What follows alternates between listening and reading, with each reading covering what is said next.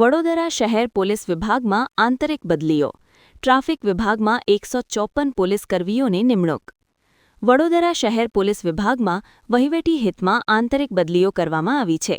વડોદરા શહેરના વિવિધ પોલીસ મથકોમાં ફરજ બજાવતા કુલ 154 પોલીસ કર્મીઓની બદલી ટ્રાફિક વિભાગમાં કરવામાં આવી છે. આ અંગેનો સત્તાવાર આદેશ વડોદરા શહેરના પોલીસ કમિશનર દ્વારા જારી કરવામાં આવ્યો છે.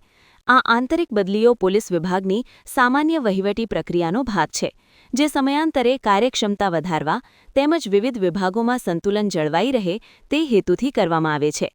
બદલી થયેલા કર્મીઓમાં લોકરક્ષક દળ LRD, કોન્સ્ટેબલ, હેડ કોન્સ્ટેબલ તેમજ ASI કક્ષાના અધિકારીઓનો સમાવેશ થાય છે.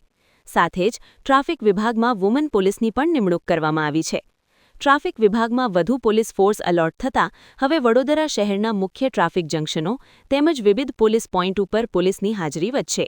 ટ્રાફિક બ્રિગેડની સાથે સાથે યુનિફોર્મમાં પોલીસ કર્મચારીઓ પણ જોવા મળશે, જેના કારણે શહેરમાં ટ્રાફિક વ્યવસ્થા વધુ સુચારુ બનશે. બદલી થયેલા તમામ પોલીસ કર્મીઓ ટૂંકા સમયમાં જ ટ્રાફિક વિભાગમાં ફરજ પર જોડાશે.